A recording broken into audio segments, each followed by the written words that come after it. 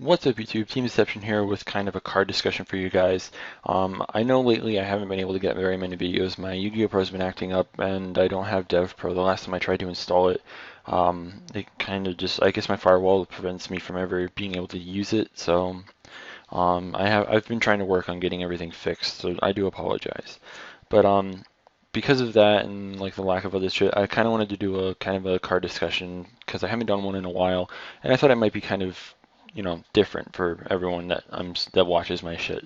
So I wanted to kind of cover something that might be useful in the next format, and the card that I'm obviously wanting to go over, if you can't tell already, is Chaos Trap Hole. Chaos Trap Hole is a counter trap that allows you to pay 2,000 life points to negate the summon of any light or dark monster and remove it from play. Now the thing is, if you don't know how this is really ruled, I think it's a lot like Solemn Judgment. It can only negate the inherent summon of a monster. So if they normal summon, or if they have a card like Cyber Dragon, Grapha, or whatever that has an inherent summon, you can negate those summons and banish the monster. This includes the synchros and stuff as well. That's what makes this card really good. Okay, so the reason why I wanted to kind of cover this is because in a lot of ways, when you look at it, it reminds you of Solemn Warning, but weaker. Okay, like the ping 2000 is the same. It negates the summon of a monster. I mean, and it's a counter trap, so it's obviously there and it has its obvious uses. So I kind of wanted to just like mention a few of the decks that it's good against, and not just that, but like the support that other decks may be getting in the upcoming months for the next format. So the good decks, or the decks this is going to be good against, we're starting off with Dark World. Like I said, they like to normal summon a lot to get their Grapha back. Like you can prevent them from like if they summon Snow, if they summon Brow, if they summon Beige, you can negate all their summons if they normal summon it and banish them from existence. You can do the same thing to Grapha if I remember, because I believe Grapha is in fact an inherent summon. It does not activate. Um, so, I mean, like, if you wanted to get their graph out of the way, that works. If you wanted to prevent them from ever using a brow or, something like that, or even an exceed. Like, if they summon a dark or a light exceed monster, you can banish that and they will not be able to get it. You've essentially taken 3 cards away from them for the price of one of your own, which is really good. In other words, it's like a +2. And like against Dark World, you want to make sure that they keep the Grapha either out of play or just ever from coming back from the graveyard. And Chaos Trap Hole is a very good card to do that. The next deck is Evil Swarms. Now, I understand that the TCG is not going to have Cercion for a while. There's a high chance, there's been a lot of rumors too, that Cercion might in fact be in the next set in the TCG as an exclusive, as well as Constellar Sombrace. So just kind of a spoiler there for you guys in case it actually turns out to be true. But either way, if we do in fact get Cercion and Sombrace in that set, I should have actually put a dash here like next to it and mentioned Constellars as well. So we're going to kind of do that as well. Evil Swarms and Constellars in the same category. This card can easily hinder them as well. I can't remember what the one is for not Evil Swarms, Constellars, but the same one for Evil Swarms is Castor.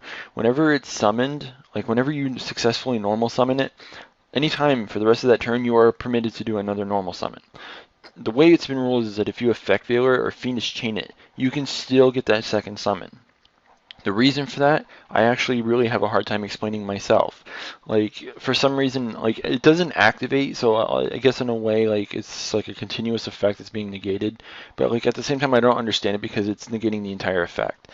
But for some reason, it's just ruled that way, so don't, like, But the thing is, like, because it's ruled that way, using things like Fiendish Chain, Effect Veiler, and stuff like that do not work against things like Castor and the Constellar equivalent.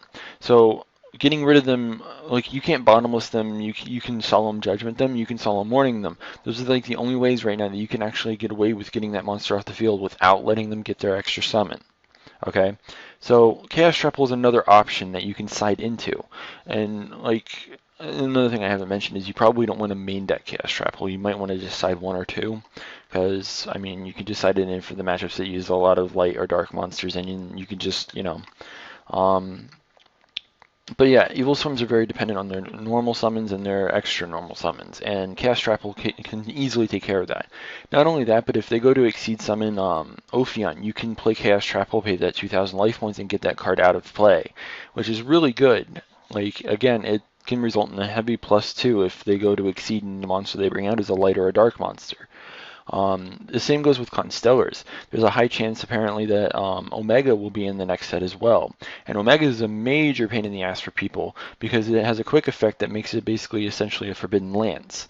Where, oh, okay, you play Torrential Tribute on my summon, I'll just detach a material and my Constellar Omega cannot be destroyed by your Torrential now. It is a really good card.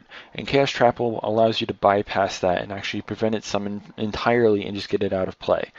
Not to mention, like, if they had a dead one on the field, like, you could still get rid of their Ptolemy if they tried to overlay on top of it. Like, there's a lot of cards in Evil Swarms and in Constellars that Chaos Trapple is very useful against.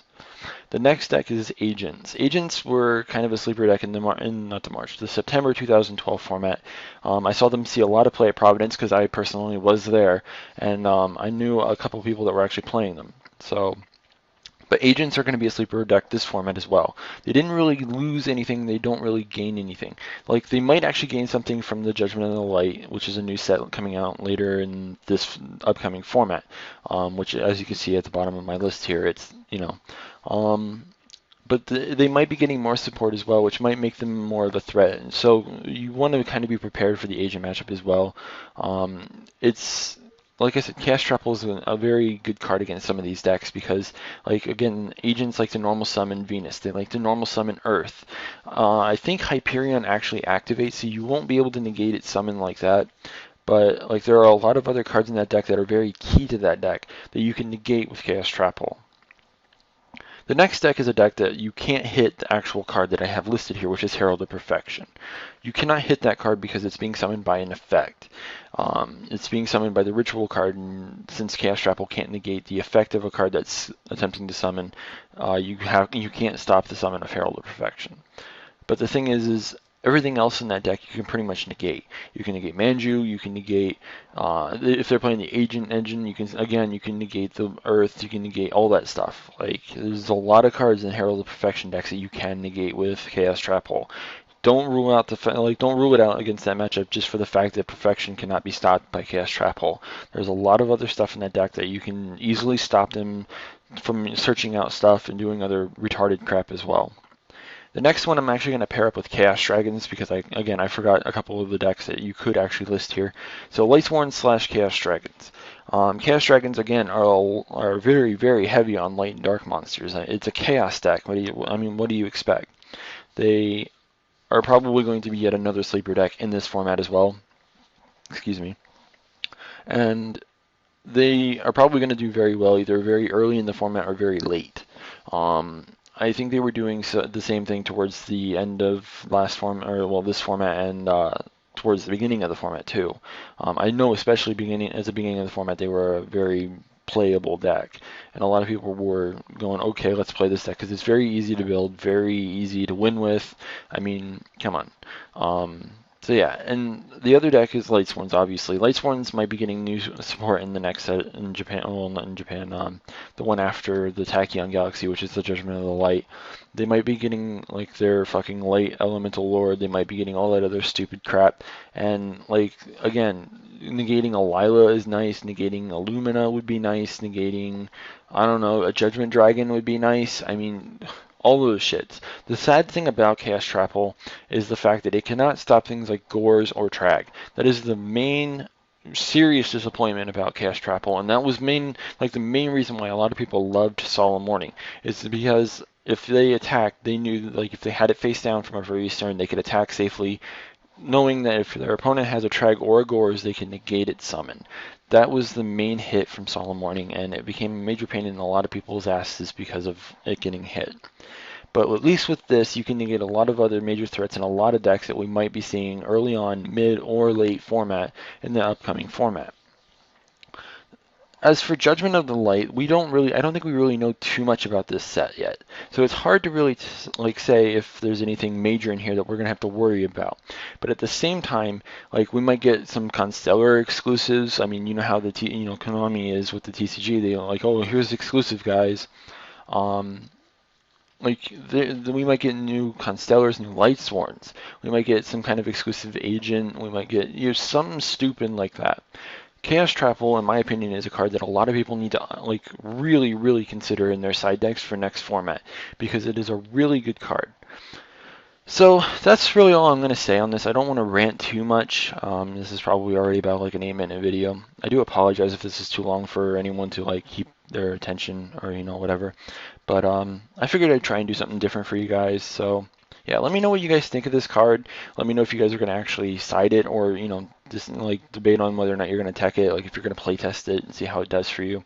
If you do, let me know how it plays for you. I'd really like to hear some results on the card. So yeah, if you haven't already, like the video, give it, a thumb, one of those thumbs up. Share the video with your friends if you enjoyed, watching the video. And if you can, it would be a big help if you clicked one of those things that appears at the very beginning of the video or during the video. It's always a big help. Thanks for watching, you guys, and until next time, this is Team Deception 09.